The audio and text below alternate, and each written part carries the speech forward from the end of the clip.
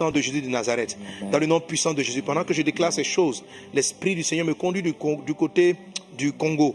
Je m'en vais en RDC. Et l'Esprit du Seigneur me dit, comme je l'ai souvent, Dieu m'a souvent annoncé la particularité de cette nation, mais de toute la zone centrale, la particularité de cette nation pour le devenir et le développement général de l'Afrique. Ce pays va se réveiller, cette nation va se réveiller. Dieu est en train de susciter des hommes et des femmes excellents dans tous les domaines. Il est en train de les positionner, de les placer dans cette nation afin que son réveil soit inarrêtable et que ce peuple-là soit, et que tout le monde entier puisse en profiter. Que la bénédiction divine soit sur ce pays.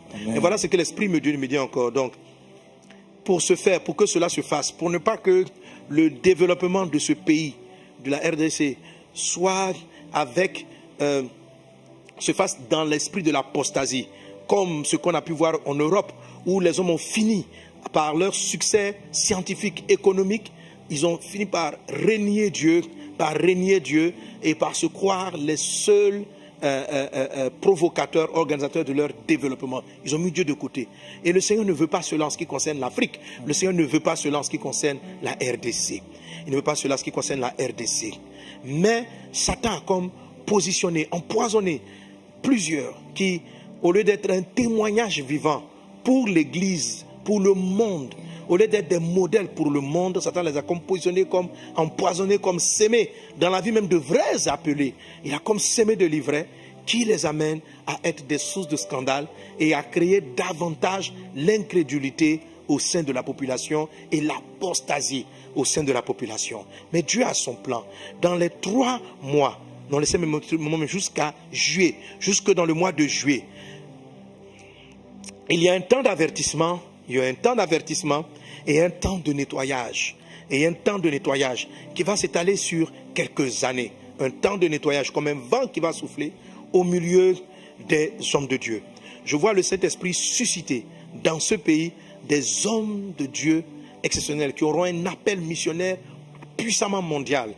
Pour le moment, c'est comme si l'Esprit m'a montré 4 personnes. Je vois 4 jeunes serviteurs de Dieu qui apparaîtront dans le cours de l'année, en fait, ils sont déjà en train de servir le Seigneur, mais à un niveau assez limité, on ne les connaît pas vraiment, mais ils sont des gens intègres, des jeunes qui craignent Dieu, des jeunes qui sont profondément humbles, des gens qui aiment le Seigneur de tout leur cœur, qui savent respecter les pères et tout cela, et qui travaillent de tout leur cœur sérieusement. Il y en a 4 que Dieu va distinguer d'ici la fin de cette année, et l'année qui vient.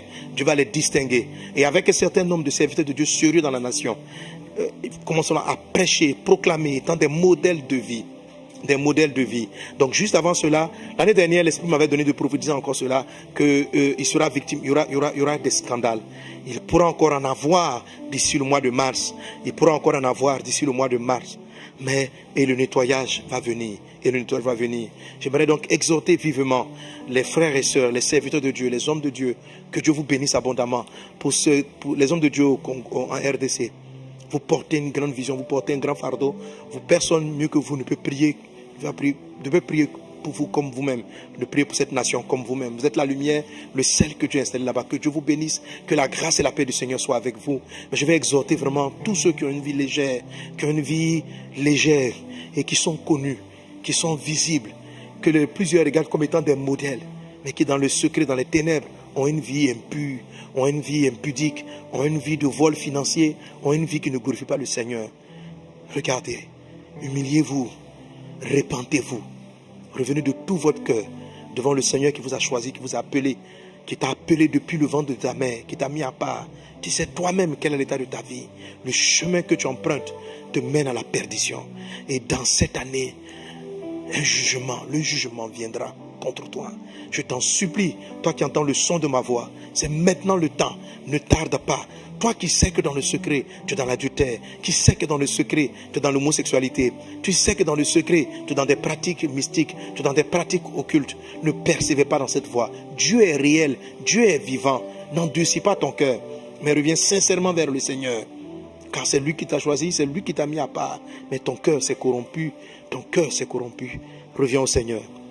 Soyez bénis au nom de Jésus-Christ de Nazareth.